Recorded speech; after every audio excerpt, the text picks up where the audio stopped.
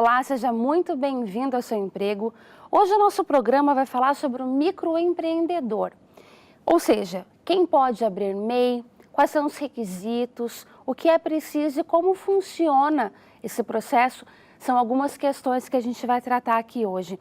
E quem conversa com a gente aqui no estúdio é o professor Alberto Manuel Scherer, que também é consultor financeiro. Tudo bem, professor? Tudo ótimo. Obrigada por ter aceito o nosso convite. Prazer é meu.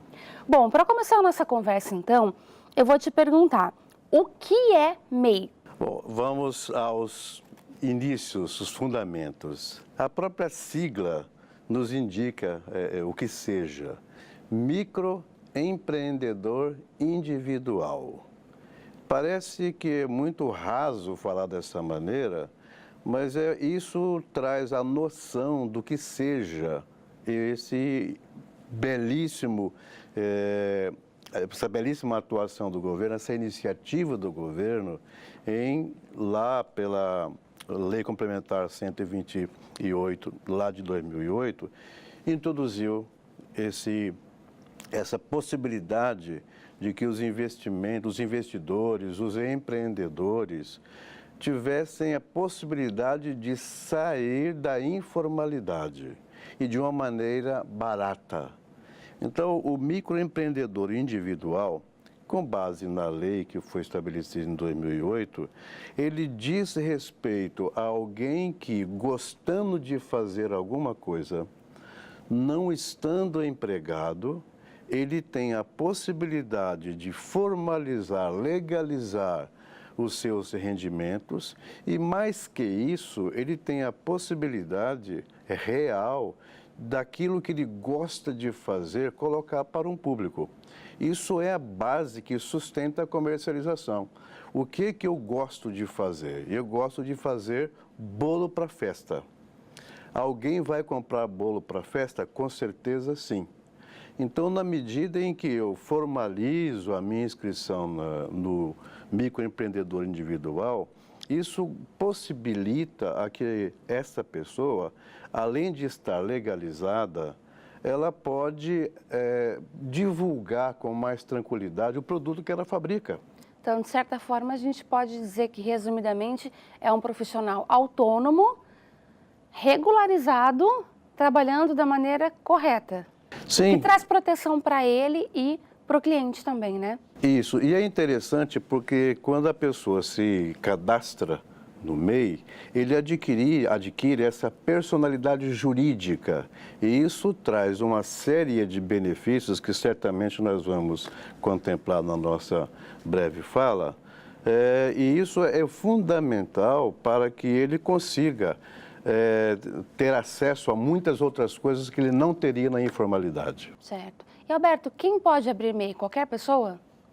Em princípio, sim. Há algumas restrições que possivelmente nós vamos comentar sobre, mas, a priori, todas as pessoas que tenham gosto por fazer alguma coisa podem, sim, se cadastrar no MEI, se inscrever no MEI.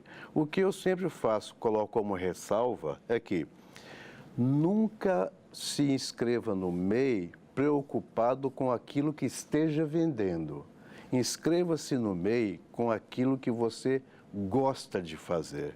Porque o que você gosta de fazer não tem peso no sentido de trabalho, tem prazer. Então, essa pessoa que estiver apta a abrir o MEI, e eu diria que praticamente todos, com algumas pequenas exceções, é a maneira pela qual, além de se formalizar, dar vazão àquilo que ele gosta de fazer. E no fazer isso, ele vai ganhar dinheiro. Certo.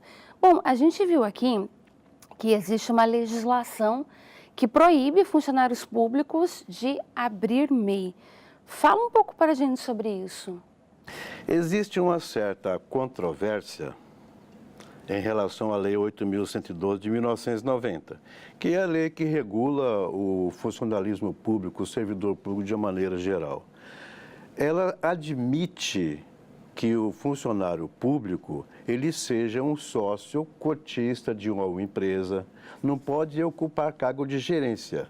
ele não pode participar da gestão, mas ele pode investir o capital dele numa empresa, desde que esteja no contrato dizendo que ele é só sócio cotista, ou seja, ele vai participar dos resultados, esperando sempre que seja um lucro.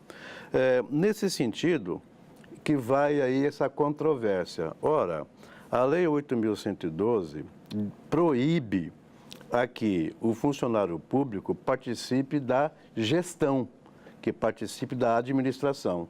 Ele pode ser MEI? Na minha visão, não. Por quê? Porque como microempreendedor individual, ou seja, somente ele, é ele quem vai gerir a empresa.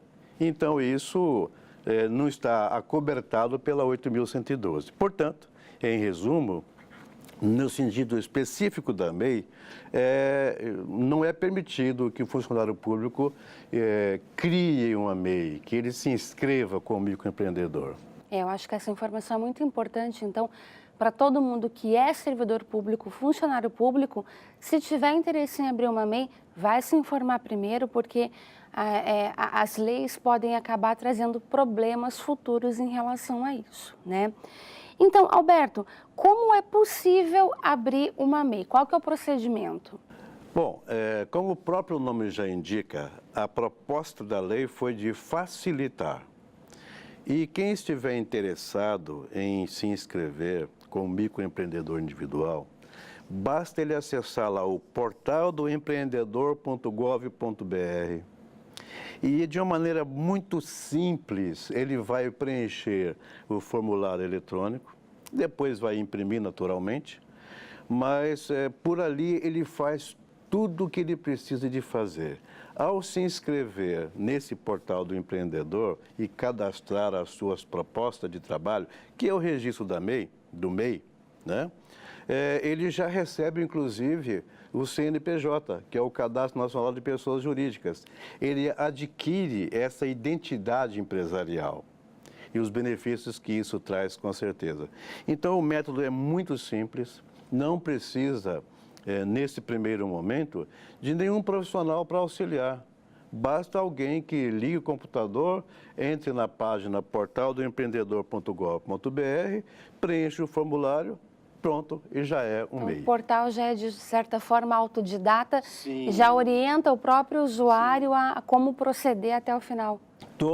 O passo a passo para a inscrição está lá no portal do empreendedor.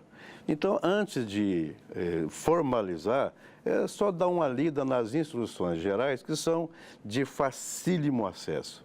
Então, isso também é parte desse lado ótimo, se é que não tenha lado ruim, que tenha lado ruim, eu não acredito. Na minha concepção, o surgimento dessa possibilidade de se cadastrar no MEI foi algo sensacional que o governo federal fez e tem trazido bons resultados, com certeza. Agora, Alberto, vamos imaginar o seguinte: o empreendedor, a atividade de trabalho dele não consta naquela lista de atividades para a MEI. Como que ele deve proceder? Ele deve trocar, escolher alguma outra atividade parecida com a que ele exerce? Olha, quando ele abre esse portal da inscrição lá do MEI, ele vai já de cara buscar lá a relação das possibilidades das atividades. Aí digamos que ele não encontre a dele como principal. Olha que coisa interessante. Vamos supor que ele não encontrou o seu exemplo do bolo de festa. Como que ele se encaixa? Tá, então, quando ele se inscreve, ele vai cadastrar uma atividade principal e a possibilidade de cadastrar 15 atividades correlatas, semelhantes. Então, se não tem bolo de festa, mas tem uma outra nomenclatura muito próximo disso, ele pode cadastrar lá como atividade secundária e essa secundária tornar-se a principal. Portanto, são 16 possibilidades para ele escolher. O leque é muito grande. O leque é muito grande. Dificilmente ele não vai encontrar algo que não esteja lá. E é interessante a gente observar também o seguinte: para 2019, nós temos alterações. Então, algumas atividades ficaram proibidas de se cadastrar no MEI. Então é bom que quem tiver o interesse de se cadastrar como microempreendedor, ele fique atento, porque algumas atividades não são mais possíveis como era antigamente. Isso a partir de agora, coisa nova. Posso até dar um exemplo, talvez não seja o mais agradável, mas não deixe de ser um exemplo. Aquela pessoa que cuida do sepultamento, as funerárias de uma maneira geral. Antes, até poderia ser um autônomo cuidando disso. Hoje não é possível mais. Então, algumas atividades, e isso está lá no portal também, foram vetadas, proibidas de se cadastrar como MEI. É importante observar isso. Correto. E quais são as obrigações mensais e anuais de quem abre MEI? Imposto a pagar, declaração a ser feita, o que o microempreendedor deve ficar atento para não deixar passar do prazo e não ter problemas futuros com isso? Vamos olhar sobre dois aspectos, o aspecto formal, legal, e o aspecto gerencial. No aspecto formal, legal, mensalmente, até o dia 20 de cada mês, o microempreendedor tem que imprimir um documento para recolher os tributos. Todo mês, até o dia 20, ele precisa de fazer isso. E, ao recolher isso, ele já cumpriu a atividade mensal dele no sentido da legalidade. Agora, no aspecto gerencial, mensalmente, ele deve cuidar de cadastrar numa planilha que ele mesmo possa idealizar, usando o Excel ou um aplicativo paralelo, no sentido de que ele tenha o controle das ações dele. Então, muitas vezes, as pessoas não fazendo esse controle se perdem. E, ao se perder, corre o risco de todo o sonho dele ir por água abaixo. Então, mensalmente, única e exclusivamente para fins legais, ele imprimir lá o DAS, que é o formulário de arrecadação dos tributos, né? E, fazendo isso, recolheu, mensalmente está legalizado. Anualmente, ele tem que prestar as informações para o fisco, saber quanto que foi o faturamento anual e elaborar uma declaração. Aí não tem complexidade, mas é um passo a mais. Então, são essas atividades legais que ele tem que cumprir como MEI, ou seja, mensalmente pagar os tributos, através desse documento que nós mencionamos. E, anualmente, prestar as informações para a Receita Federal, por meio também da declaração apropriada para o MEI, que é simples, é simples. Talvez a gente fale alguma coisa sobre profissionais contábeis e tal, mas vamos deixar para depois. Mas, de qualquer maneira, tudo isso acarreta economia de tempo. Sim. Pelo menos isso. E outra, nessa arrecadação mensal que ele vai fazer, ele já fica apto a muitos benefícios, possivelmente falaríamos sobre ele. Certo, mais um facilitador do MEI também, né? Sem dúvida. E como que funciona o procedimento de emissão de nota fiscal do MEI? Olha, o MEI, para as pessoas físicas que comprarem dele, não há nenhuma obrigatoriedade de que ele emita nota fiscal. Basta emitir um recibo constando o CNPJ dele para quem comprar lá o produto que ele fabrica ou do que ele revende. Então, na relação MEI, pessoas físicas, não há necessidade de emissão de nota fiscal.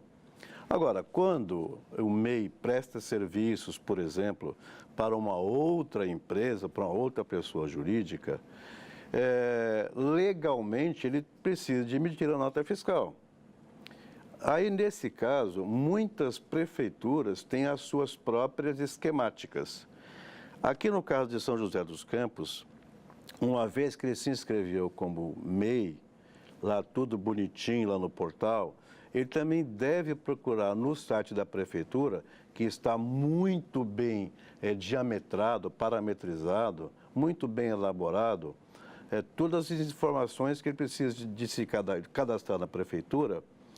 E ainda ele vai poder ter a inscrição municipal e quando ele presta serviço ou vende alguma coisa para um ente público ou para uma outra empresa privada, basta que ele, acessando lá o site, no caso de São José dos Campos, acessando o site da prefeitura, ele vai encontrar todas as informações para se cadastrar e por lá também ele vai emitir a nota fiscal eletrônica.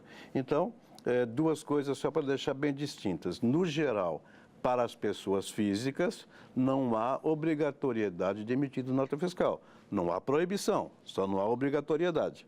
Agora, para o caso de serviços prestados ou mercadorias vendidas para pessoas jurídicas ou entes públicos, aí, no caso de São José dos Campos, o site da prefeitura está apto a que todo mundo que acessar ali consiga a sua inscrição e emita nota fiscal sem burocracia. Perfeito. Uma outra dúvida agora, quais são os benefícios que o MEI oferece? Vamos dividir isso em duas áreas. No aspecto financeiro e no aspecto previdenciário. No aspecto financeiro econômico. Como MEI, ele tem facilidade de acesso a financiamentos com taxas de juros mais baratas do que no mercado, principalmente em relação ao BNDES, que é o Banco Nacional de Desenvolvimento Econômico e Social. E para 2019, inclusive, o próprio BNDES já divulgou que está abrindo e já abriu a possibilidade de que um MEI queira tomar algum dinheiro emprestado com juros muito mais baixos, e isso vai trazer economia, inclusive, para o próprio desenvolvimento empresarial do MEI. Então, esses benefícios chamados financeiros são facilitadores, porque desburocratiza.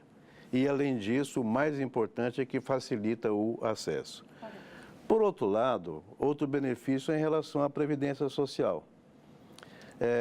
Aquele indivíduo que tem lá a sua inscrição como MEI, ele, ao pagar lá aquele DAS lá no dia 20, ele está pagando tributos, por exemplo, para quem for comércio e indústria, o ICMS, para quem for prestador de serviço, o ISS, e em qualquer das situações, pagando a Previdência Social. Isso é fundamental. Uma vez que ele esteja legalizado e recolhendo essas verbas direitinho... Uma segurança. Uma segurança, por quê? Porque o MEI, ele tem direito à aposentadoria. É um retorno que a pessoa vai ter. Sim. Por exemplo, se porventura o MEI falece, os familiares têm direito ao benefício lá para o resto da vida. E uma coisa desagradável, mas como é legal, não vamos deixar de falar. Até auxílio reclusão. Se porventura o MEI comete um ato ilegal e for condenado, os familiares do MEI têm direito a esse famoso auxílio reclusão. Então, esses benefícios previdenciários são fundamentais e são incentivadores de duas coisas. Primeiro, da legalidade. E no escopo da legalidade, é aquele direito que ele adquire, o que nós já comentamos, de se aposentar, enfim, todas essas relações com a Previdência Social estão mantidas. Então, isso é muito importante, isso é um incentivador a que essa pessoa que gosta de fazer alguma coisa e que esteja fazendo se legalize, ao se legalizar, tem os seus benefícios com certeza. Correto.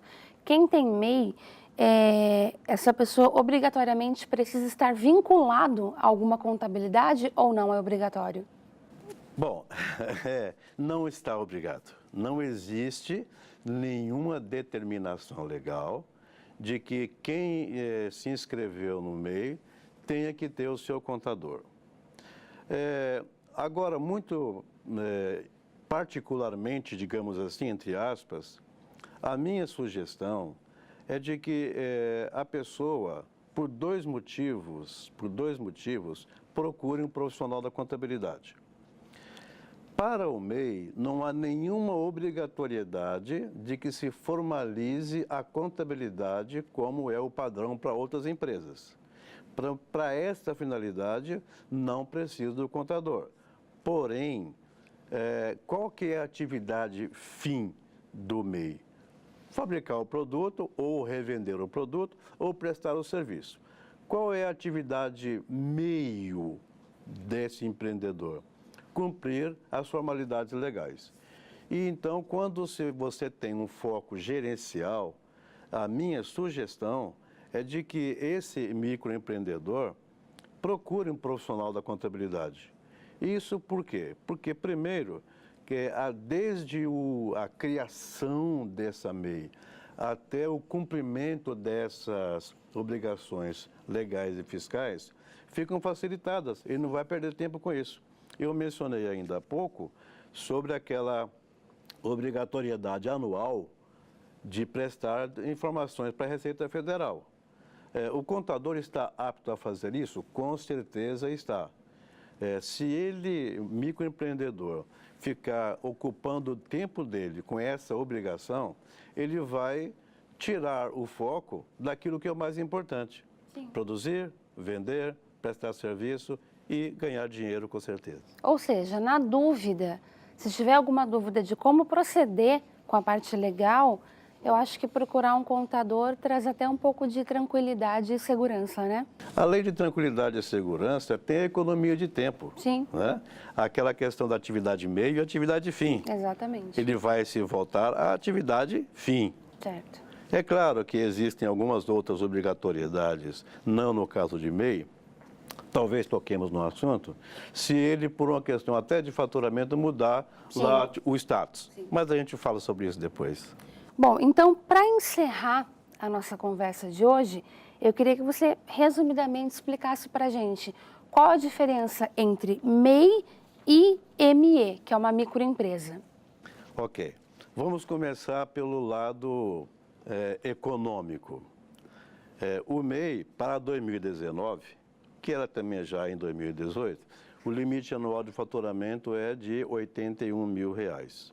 Se ele ultrapassar esse limite, ele fica obrigado, se quiser continuar a atividade, a mudar o status, mudar para ME.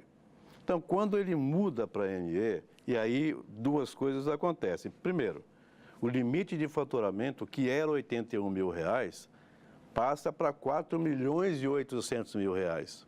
Outra realidade. Muda de figura. Ao mudar de figura, ele adquiriu um novo status, um novo porte empresarial. Ao adquirir esse novo porte empresarial, ele também se vê agora obrigado a cumprir algumas obrigações.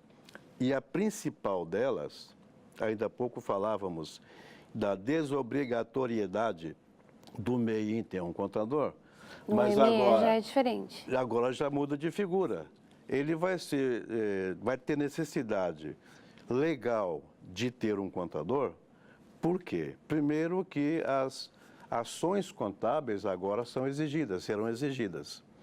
Então, não fique ninguém assustado que mudando de MEI para ME, ele vai ter mais gastos, mais esse negócio todo. Ao contrário, sinta-se feliz, porque significa que houve progresso. O faturamento aumentou. Que houve progresso. Em havendo progresso, há mais um olhar mais acurado do fisco. E quando o fisco olha de uma maneira mais detalhada, ele vai exigir, a própria lei exige isso, o Conselho Federal de Contabilidade, que é o CFC, exige que isso aconteça, o próprio Código Civil, o Código do Processo Civil, Lei 13.105, também determina que nesse status empresarial, de ME para cima, há que se ter a presença do contador. Porque a lei de recuperação de empresas, antiga lei de falência concordata, se houver uma situação dessa natureza, a primeira coisa que o magistrado vai pedir são os livros contábeis. Sim. E quem vai fazer os livros contábeis e assinar e tornar-se corresponsável? Claro, o contador. Por isso, essa diferença, além do porte empresarial, é também em relação às obrigações fiscais.